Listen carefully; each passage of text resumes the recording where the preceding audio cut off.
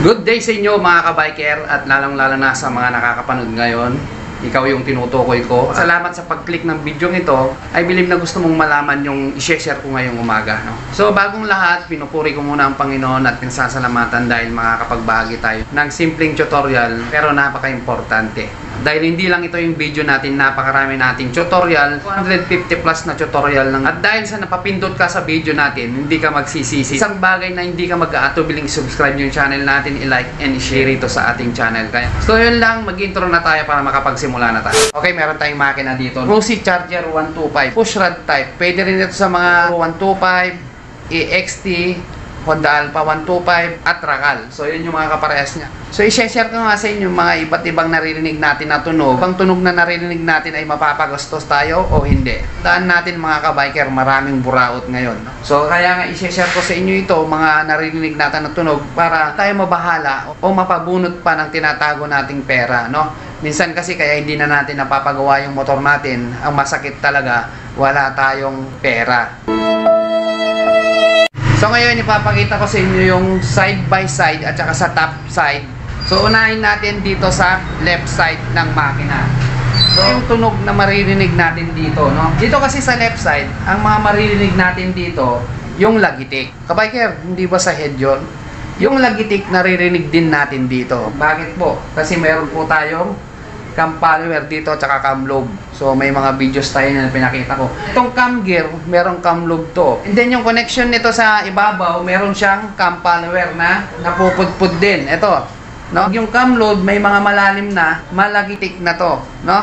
Malagitik kasi ito yung alapat sa cam lobe, no? Kung papansin nyo, itong cam gear natin dito, ito yung cam lobe, ito. Cam lobe, yung kinakabit, no? So, yun yung tinatamaan niya. Parang oblong siya. Ayan. Yan yung maririnig natin na akala natin sa head lang natin naririnig. Kasi hindi lang naman yun yung lumalagitik sa side na ito, no? Kabiker, magastos ba yan o kayang-kayang gawin? So, dalawang masasabi ko dyan mga kabiker. Kasi, pag nagpalit kayo ng cam lobe, libo yan, no? So, bali dalawang masasabi natin dyan, no? Pwede kayong mapagastos kung original yung gagamitin nyo. Pwede rin naman hindi, no? Kung cam lobe lang yung papalitan nyo, meron naman sa Shopee nun, no? I think kulang-kulang 1,000 yung original. Pero kung pati ito tinamaan tong cam gear, no? 3,500 ang set nito assembly, no? So mahal. Tapos di mo pa alam ikabit, mapapagastos ka, no? Pero natatanggal yung cam lobe nito mga kabayan. So kung mapapansin nyo, konti lang dito yung mag-iingay, no? Lalong-lalo na pag tumatakbo na, doon lang yun. Ang titignan natin yung cam lobe tsaka cam follower, no? Alam nyo naman na yung cam follower, nilulusutan ng push rod. Ito yung push rod, no? Nasa po dito yung cam follower ito. Yan. So dito yan ayan. So dyan pa lang yan na akala natin sa head na kagad, dyan pa lang sa side na yan. Isa pa na maririnig yung ingay dyan pag itong Bendix nasira na to, no? Nakatagalan, no? Umuumbok yan. Minsan umuuka yan, no? Minsan nga lalabas pa yung roller niyan. Isa pa, minsan nakakalasan ng tornilyo sa stator na hindi natin naigpitan. Ito, wawas-iwas yung tornilyo, yun. Parang kala mo ginagrind, no? So yun lang, cam lobe tsaka cam follower sa may side. Nakakala natin sa may head natin, no? Dito tayo sa right part. Ayan. Dito sa right part, mas critical dito. Mas maraming maririnig dito, no?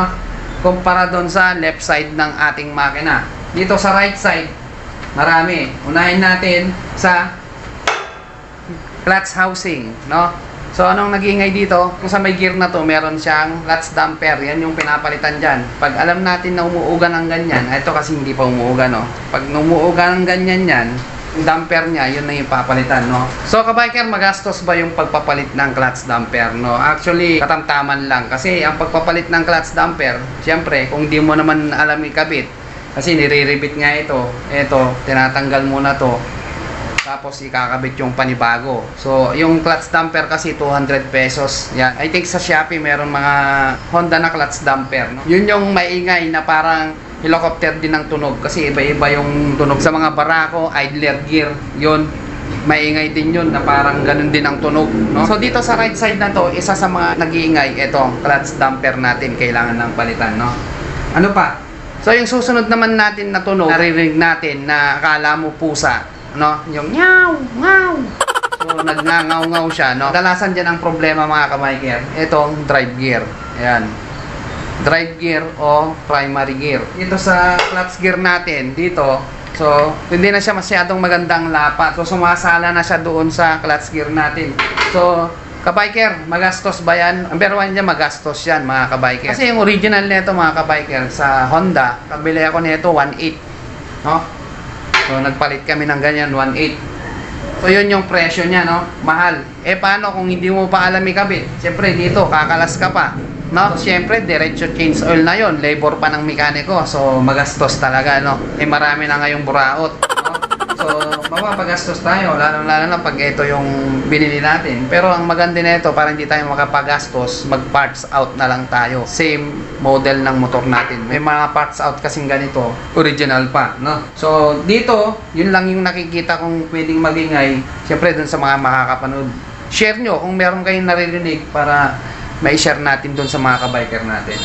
So tapos na tayo sa left side, sa right side, sa top side na tayo. So dito naman, ano naman yung pwedeng marinig natin? So ang madalas nating marinig dito sa top side, unang-una yung lagitik. So same din sa left side ng ating makina, no? Yung lagitik, unang-una dyan, bakit ka-biker minsan yung naririnig namin yung lagitik pag naka-idle pa lang? Ibig sabihin naka-minor pa lang, hindi pa natin pinapatakbo, maingay na siya. Tapos pag uminit na yung makina, nawawala. So ang tunog na yon is nandito sa valve tappet natin. Itong lagitik na to.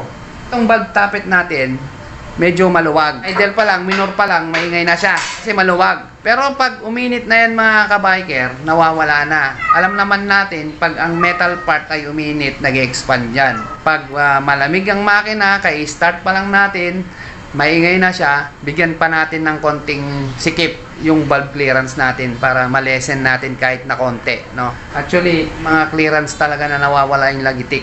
Pero may mga clearance din na hindi nawawala yung lagitik. Kasi bakit? Depende yan sa push rod type. Ayan. Kasi ito yung tumatama sa cam follower. Maganon siya. Metal to metal yan, no? Ngayon, pag mali pa yung kabit mo na ito, lalong iingay yung motor mo. Nung hindi mo pa pinapagalaw, hindi pa ganong maingay. Siyempre, hindi mo pa kinakalas to. Pero nung kinalas to at pinagkakalas at hindi na alam kung saan yung palatandaan, binaliktad siya, hindi naman niya to ulma dun sa car arm natin, hindi siya nakaulma dito. Dito. Kasi dapat nakaulma ito dito. Mat siya. Yan. Kung yung ito, nakaulma dun sa cam follower sa ilalim, tapos dito nagkapalit, so mag-iingay yun mga ka-biker. Biker, magastos ba yun? Yung tunog na yun na naririnig namin? So hindi siya magastos kasi pwede nating gawin DIY, no? Yung valve clearance, pasikipin lang natin gamit tayo ng feeler gauge, hindi yung peeling gauge. Mas mainam yung feeler gauge para alam natin yung tamang-tamang clearance ng mga valve natin, no? Siyempre, sunod tayo doon sa manual. Yun yung proper, no? So ano pa naririnig natin? No? Lagutok. Lagutok naman yung tawag doon. Ito yung lumalagutok. Kumatok, natuyuan sa langis. Lagutok, maingay ito, no? Kasi ito yung nagpwepersa. Itong crankshaft natin, itong connecting rod na naka-usli, kakaroon ng problema yan. Mahal din to. Siyempre, libo rin ulit to. And kung sa pre-presyohan natin yan, no? 4,000 pababa. Yan, hindi ka mapapamura ka talaga. Kasi lagutok. So maingay, ramdaman natin yan, yung vibration. Yan, no? Kasi ito, marami siyang tatamaan. Kasi nakakabit ang block natin dyan. Pag ganyan, nakakabit. So ito, yung piston, alam naman natin yung piston, hindi ko na nilagay dito. So hindi na magbabalance yung up and down niya kasi alog. Alog na siya, alog na to. Alog, kakayudin niya ngayon tong block mo. Problema, paribor ka na naman.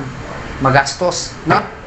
Yun yung nakakatakot na tunog, yung nanggagaling sa taas at sa loob ng makina. Yan yung mga nakakatakot na tunog. At isa pa mga ka-biker, yung pinaka-transmission niya. Ano ba yung nasisira sa transmission? third gear. Mahal din ba yung third gear, no? Ang third gear, hindi naman katamtamang mahal yan, no? Yung meron na rin kasing class A na 800 pesos. Pero ang mahal dyan mga kabiker, syempre hindi mo naman kayang palitan yon, no? Ito ang problema. Kakalasin mo lahat yung buong makina para mapalitan mo yung third gear. Bakit yung third gear yung laging tinatamaan? Kasi pag nasa paakyatan tayo, no, lalong-lalo may karga tayo kahit patag, ang laging napepersa dyan third gear. Halimbawa, cambio ko na yung first gear, di ba? Medyo mabigat pa. Second gear, medyo humihila na siya konti. Third gear, yun na yung pinaka-the best third gear. Then, pagdating sa paakyatan, hindi mo naman pwedeng gamitin na lang yung fourth gear, no? So magbabawas ka ngayon, no? Third gear mo ngayon, doon naman mo pepersa yun, no? So puro third gear, hindi ka pa nagkakambyo kasi nga hindi ka naman pwedeng magbawas agad ng second gear, no? So mabibigla yung makina, kaya doon sa third gear, kayang-kaya pang i-balance yung makina at yun yung laging nagagamit sa persahan. Kaya tinatamaan yung third gear natin. Mas magastos yung third gear. Same dito sa crankshaft natin. Yung bearing, connecting rod, side bearing. Siyempre, kailangan din kalasin dito. No? So, yun mga kabiker, I hope na meron kayong natutunan. Tulad nga ng sinabi ko, maraming tunog na hindi natin nalalaman. Kaya nga, nababahala tayo. At minsan, napakaraming buraot. So, yun yung tatandaan natin. Kung kaya natin gawin, tayo na. Kaysa ipagawa pa natin sa... So, yun lang mga kabiker. Shoutout na tayo. Shoutout kay Ginto. Yan. Shoutout kay Francis Paunan. Shoutout kay Bobby Albino. Shoutout kay Reynard Malana Corioso. Shoutout din kay John Harvey. Shoutout kay Christopher Suarez. Shoutout kay Takunan Marcel. Shoutout kay Ralph Nino Sabado. Shoutout kay Bong Primera. Shoutout din kay Sans91. Motovlogger yan. Pwede nyo i-check yung channel niya. Nagbabahagi din siya ng tutorial. Shoutout din kay Romel Aguila. And then panghuli, shoutout kay Lexter Bantolin. Yun lang mga kabiker. Don't forget to like, share, and subscribe.